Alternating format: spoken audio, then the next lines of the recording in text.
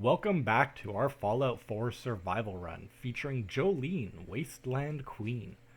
Last time, we cleared out Satellite Station Olivia and retrieved a quest from Ten Pines Bluff to clear out the Corvega assembly plant of raiders before managing to get ourselves killed and realizing we hadn't slept or saved since before we had initially embarked on that quest. So I went and redid everything, and now we are returning to Abernathy Farms once again to drop off their locket and bring them into the fold of Jolene's little wasteland empire.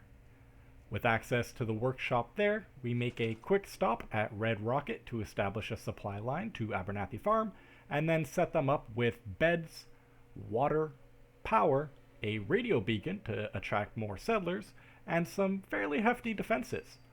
Once our work is done, we drop into bed for a save before heading west. Some nearby bloatflies and a shack provide us with a small scavenging opportunity, but our real goal here is the wicked shipping warehouses. A terminal out front helps us make a new robot friend, and we let him deal with some of the ghouls for us. Yes, do my bidding. We loot whatever scrap looks useful, including a copy of the Grognak the Barbarian skill book to boost our melee crits, but mostly we're here for the wicked shipping key.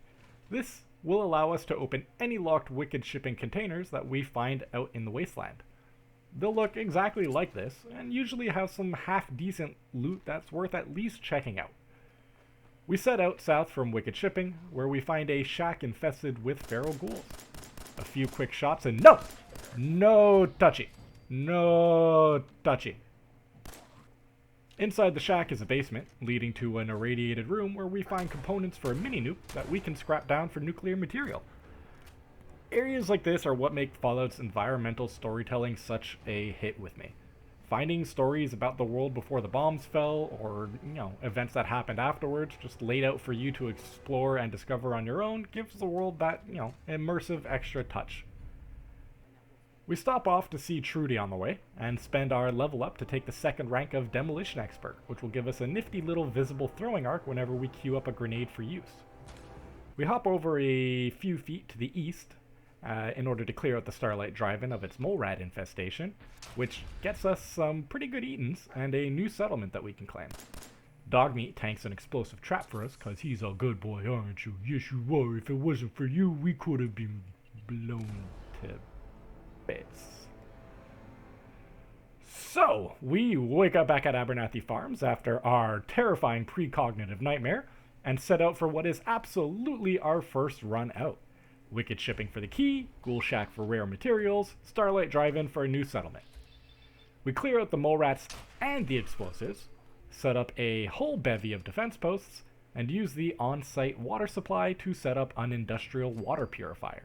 This will help any settlements connected to our supply chain that wind up struggling to meet their own water needs, and will also stash purified water on site if for some reason we're ever struggling to find enough for ourselves. A radio beacon goes up with it, as well as a few bunkhouses and beds for our future settlers. We use one of those ourselves for a sleep and a save. I'm learning, I swear. And then send our first new settler out as a supply line caravaner. Next is a big step for us as we make our way to Lexington, where the Corvega assembly plant stands ominous against the horizon. This is going to be our biggest, baddest dungeon so far, by far, and a little bit of scouting finds us a weapon workbench at the Lexington Red Rocket. After checking out our weapons, we decide to do a bit of scavenging nearby so we can grab some materials to upgrade some components before we proceed. I have a plan, and I need a scope to make it work.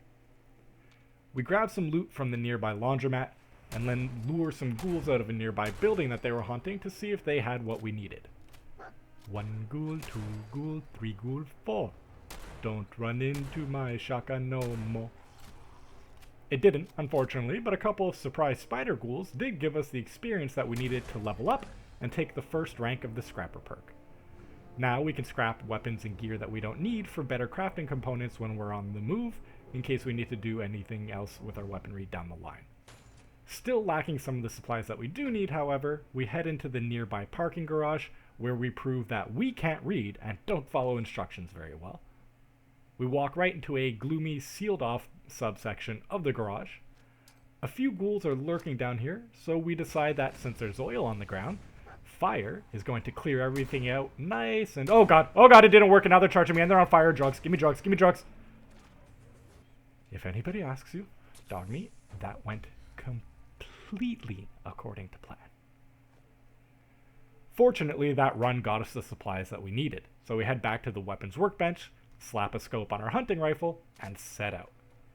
We clear a few rad roaches from a nearby ruin, and use it and our nifty new scope to start scouting out Corvega with bullets. We start picking off a few raiders as they come to investigate, which finally attracts enough attention for the rest to get into a sniper fight with us. Fortunately for us, Jolene knows headshot. It's super effective. Heading inside, we swap to our shotgun to some devastating effect. From here on in, we start lurking the corridors, unleashing hot death as we try to murder our way to a bed so that we don't lose all of our progress. Fortunately, we have scopes and explosives, making them powerless to... No, that is not fair. You are not allowed to throw them back at me. Bad raider. No. This is your timeout. A nearby turret is guarding a locked stash that fortunately we found the key for on the raiders back in Concord when we were helping out Preston Garvey. Just up the stairs nearby is a walkway that leads over to the raiders' sleeping quarters, which we'll need to save our progress.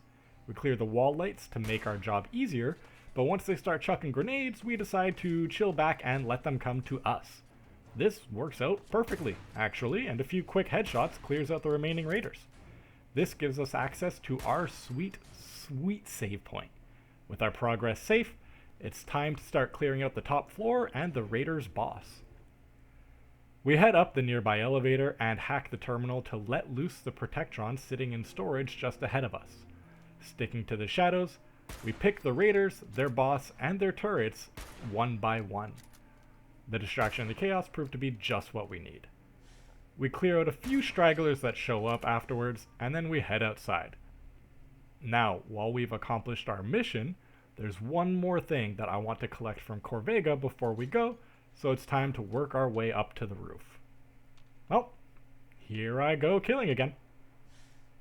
1, 2, 3, 4. Wait, no, I said 4. Okay, 4. Shit! Okay, we're okay. Oh my god, my health. So, new plan, cower and heal, protect me, door. Alright, we're gonna take a second.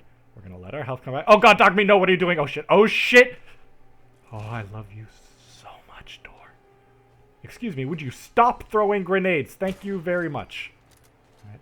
Knock knock, it's death!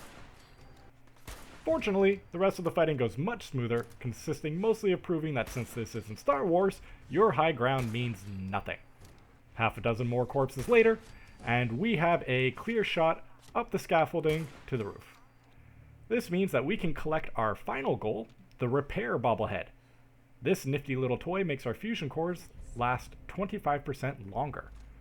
With only a little scavenging for components left to do, we're going to call that it for this video. Jolene has proven herself in manic, panicked combat against a small army of raiders and explosives, and she deserves herself a nice little rest. Let me know in the comments what you enjoyed or want to see more of, and please like and subscribe to be notified of future videos. Until we wander the wastes together again, so long, farewell, and good hunting.